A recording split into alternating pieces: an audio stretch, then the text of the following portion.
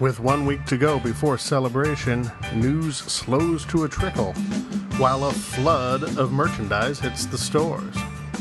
It's Tuesday, August 3rd, and you'll hear about those stories and more this week in Star Wars. This Week in Star Wars is your source for news and noteworthy developments from the galaxy far, far away. I'm your host, Matt Fox. And now, this week's lead story. In just over 1 week, the Star Wars faithful will at last be gathering in Orlando, Florida for Celebration 5.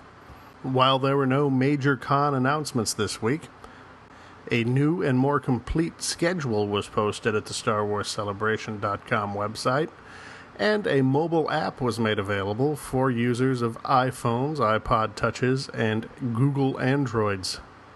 The app displays a variety of news, updates, and other fan-friendly information, although no event schedule as of yet, and is free for those with those devices that I listed. And that's it for Celebration news. Just 8 days away, and that's all we got. Star Wars Celebration 5 will be held August 12th through the 15th at the Orange County Convention Center in Orlando, Florida. Lots of collecting news this week, as almost every major retailer has now said street dates be damned and have made available new Clone Wars, Saga Legends, and Vintage Collection items, well ahead of the August 6th street date. Joining Toys R Us, who had dominated the quasi-gray market since early July, are Kmart, Target, and Walmart. Additionally, the Toys R Us exclusive Kulteska figure has been spotted across the country, as well as the Walmart exclusive Jabba the Hutt and Jabba's Throne playset. In addition to the Jodo cast exclusive Kmart action figure, which was reported last week, there are now reports of the Kmart exclusive animated clone 4-pack as well. Several collecting sites, including yakface.com, have been reporting that there is a running change in the Obi-Wan Kenobi Saga Legends figure, which was released last month. Initial shipments of this release included an Episode 2 era Obi-Wan Kenobi, more specifically the 2003 figure number 39, Outlander Nightclub Obi-Wan. However, the figure now being spotted on shelves is an Episode 3, 2008 30th Anniversary Collection version of Obi-Wan, which is more faithful to the card art. Galactic Hunter is reporting that there is already a new wave of new Clone Wars figures hitting at Walmarts. The new figures in this wave include Mace Windu with damaged Jango Fett helmet, Commander Gree, a battle droid commander, and a jungle camouflage ARF trooper. Other already available figures in this wave include the seemingly extremely popular Pre Vizsla figure, the Mandalorian police officer, as well as Aura Singh.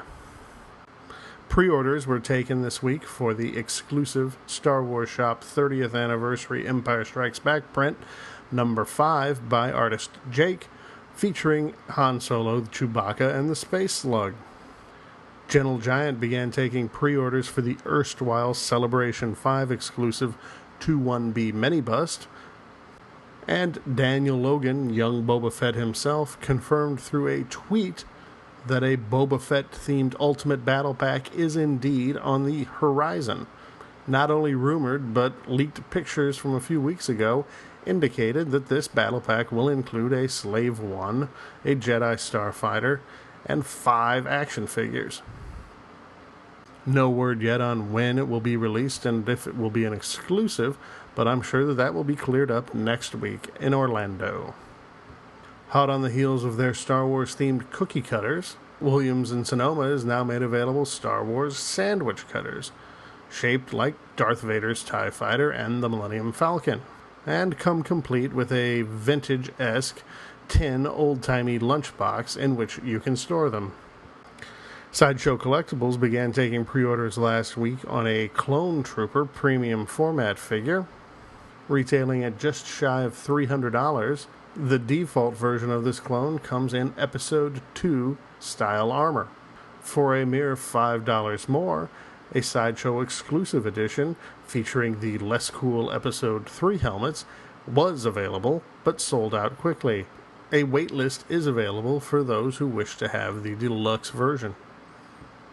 Some video gaming news this week. Yoda's News is reporting that pre-orders for the Star Wars The Force Unleashed 2 are being taken through video game retailer GameStop. GameStop will include, for those who pre-order, an exclusive character, Maul Killer, which is apparently a cross between Darth Maul and Star Killer. Those who pre-order from Amazon.com instead will receive 2 exclusive challenge levels, the Mystical Swamps of Dagobah and Defend the Core.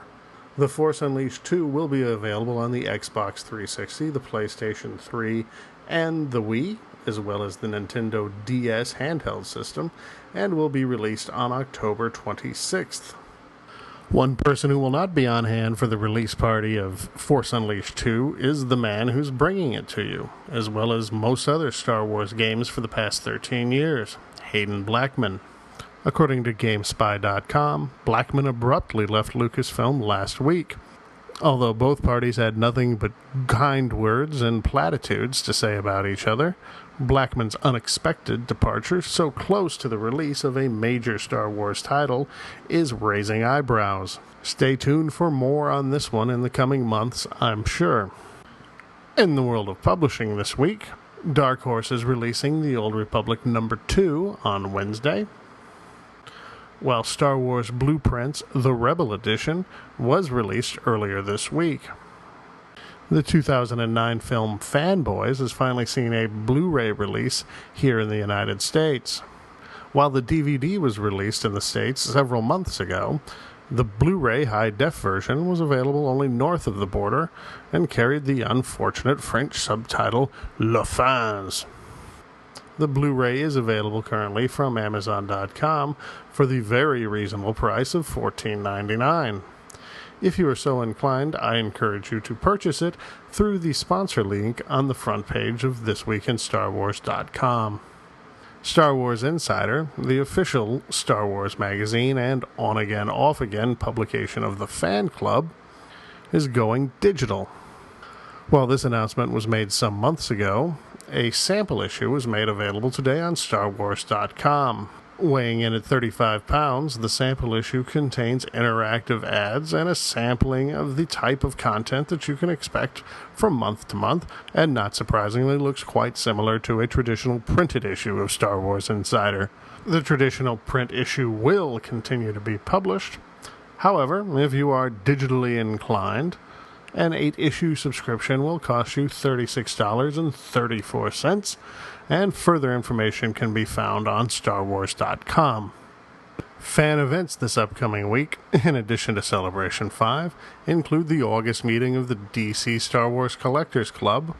That's going to take place Saturday afternoon at the Odenton Public Library in Odenton, Maryland at 1 p.m. Details are available on dcswcc.org. Lastly this week, a follow-up to a story from a few weeks ago. You will recall that Chinese manufacturer Wicked Lasers was marketing some time ago a lightsaber-like portable laser. Despite the inherent and obvious dangers of having a high-powered industrial laser in the hands of children in something that looks like a popular toy, the biggest threat to the continued marketing of the $199 Spider 3 laser was in fact the copyright lawyers from Lucasfilm Limited.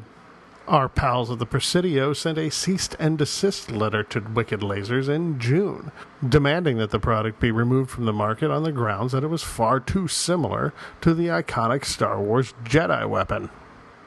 Now, according to CNN.com, Lucasfilm has backed away from that stance on the grounds that the increased media attention, as well as strong and clear statements from Wicked Lasers, have satisfied Lucasfilm's concerns that the product would be confused as an officially licensed Star Wars lightsaber replica.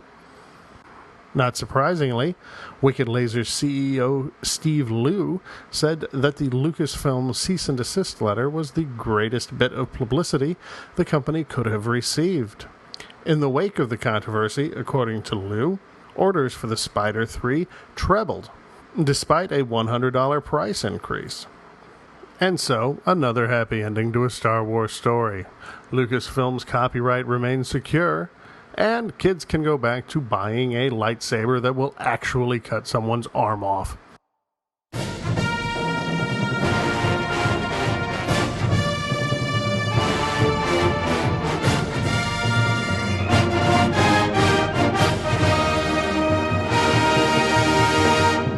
Well, at long last, we are on the eve of celebration. Within days, thousands of us will be converging on the Sunshine State for our triannual celebration of all things Star Wars.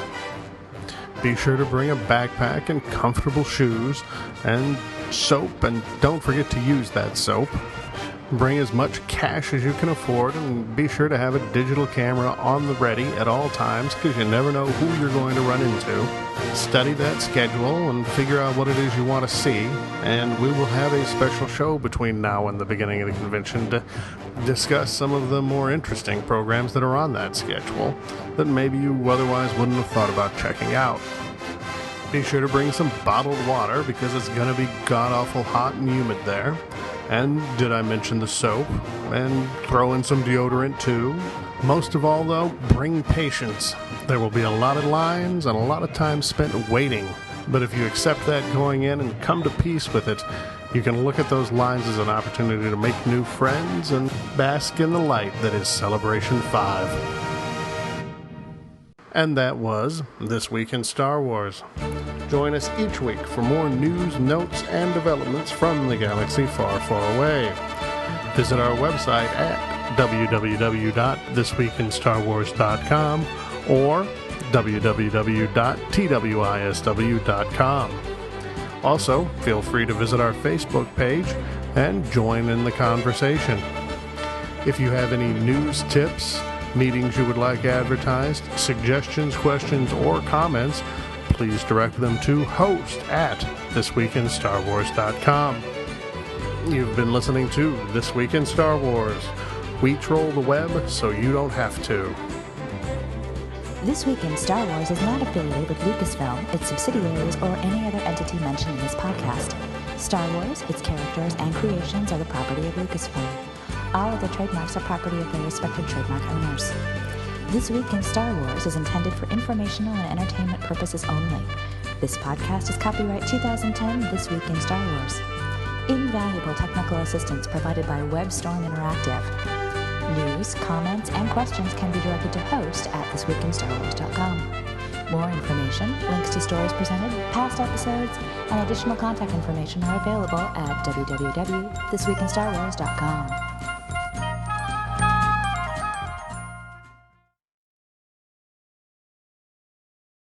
I told you I'd shoot, but you didn't believe me. Why didn't you believe me?